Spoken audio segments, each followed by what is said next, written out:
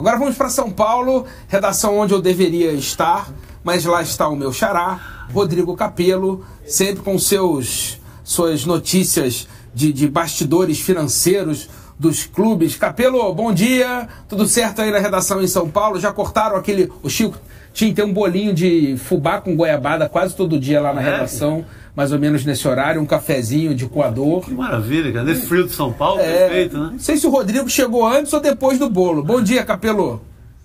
Bom dia, Rodrigo, Chico, Tim. Bom saber que tem bolo e café aqui, porque eu nunca vi isso, Rodrigo. Pô, Capello, estão escondendo de você lá atrás, ó. Não? Atrás desse totem com a tela, fica lá no pessoal do Globo Esporte. Você chega aí umas 10h30, mais ou menos, tem lá um bolinho, cara. Já fica avisado. Maravilha, eu entro, saio, não passo para essas coisas boas. Mas ninguém tá estragando as finanças do esporte por causa desse bolo, não, hein? Não precisa fazer o balanço disso, não. Fica tranquilo. O que você traz pra gente hoje aí dessa sua série sobre justamente o balanço dos clubes brasileiros? Pois é, a gente começou a publicar ontem no Globoesporte.com uma reportagem especial, né, uma série de textos sobre as finanças dos clubes de futebol. Na semana que vem a gente vai ter textos individuais, né, passando por cada clube, inclusive são 26 textos que eu tenho que fazer daqui até quinta-feira, então daqui eu saio para um bunker e não saio mais. E inicialmente hoje e ontem a gente começou a falar um pouco em linhas gerais, né, como é que está o futebol brasileiro como um todo. Esse primeiro texto que você viu o link na tela, a gente traçou ali o Campeonato Brasileiro, quer dizer, as 24 principais equipes, aquelas 20 da primeira divisão, mais as 4 que foram promovidas. Como é que está o negócio do futebol como um todo? E o resultado não é muito positivo, né? A gente encontrou um cenário em que as receitas caíram um pouco, não caíram muito, caíram 2%, mas caíram, e as dívidas subiram. E aí qualquer cidadão sabe que essa combinação de perder salário e ganhar dívida não é muito boa, né? E aí tem muitos clubes com contas reprovadas, pelo que você já pôde apurar nessa série?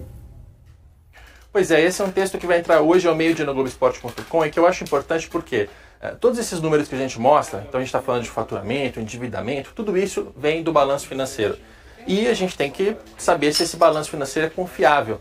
E existe uma ferramenta para isso, né? Todos os balanços eles são acompanhados por relatórios das auditorias externas, são contratadas pelos clubes e que são obrigatórias pela Lei Pelé. A Lei Pelé obriga que essas auditorias sejam feitas.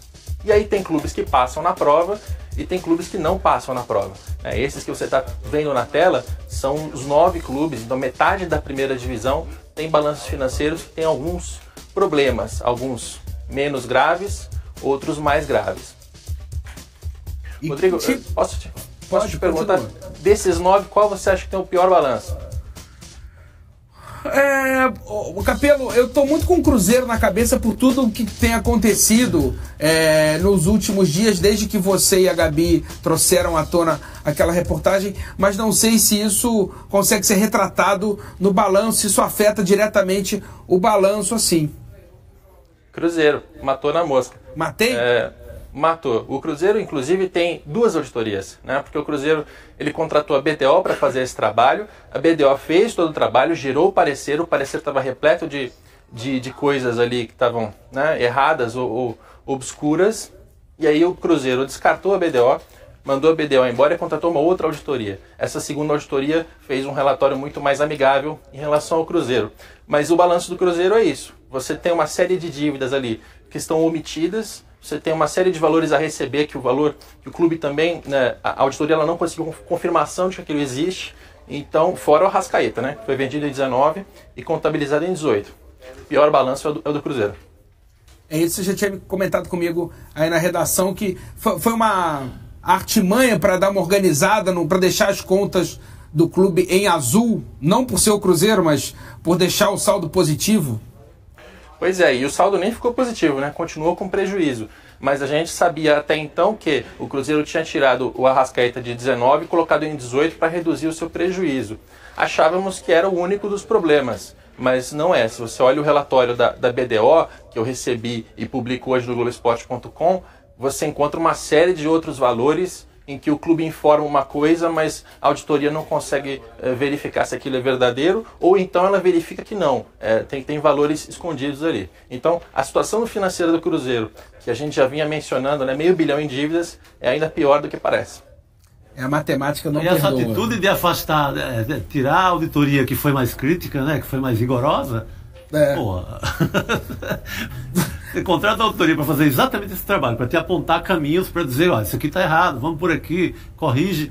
Aí você, não, eu quero um olhar mais otimista, então contrata um auditor de óculos cor-de-rosa ali e tal. Você faz um exame no laboratório e fala assim, não gostei, meu colesterol não está assim, não. Faz de novo isso aí. A história dessas instituições com crise financeira é muito ruim. Muito ruim. Então, a minha pergunta para Capello é, até onde é confiável? Quem está guardando, quem está zelando para boas práticas, até onde são confiáveis essas instituições? É difícil de colocar a mão no fogo, viu, Tim? Como eu trabalho com esses balanços financeiros, é a fonte que eu tenho, né? Aliás, a fonte que todo mundo tem para saber como estão as finanças dos clubes. Mas a gente tem que avaliar isso também.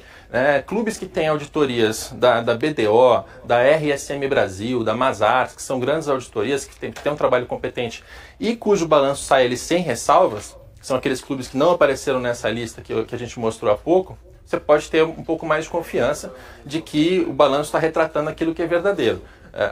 Aqueles clubes que têm auditorias que ninguém conhece, ou às vezes nem é uma auditoria, uma pessoa só, o próprio Cruzeiro até o ano passado era um auditor, por acaso é esse segundo que entrou, aí você tem que ter um pé atrás. E quando você olha para as ressalvas, aí sim fica difícil de confiar. E são ressalvas algumas meio esquisitas, né? Então, por exemplo, o Vasco não consegue comprovar quanto que ele tem a pagar em rescisões e em férias a pagar.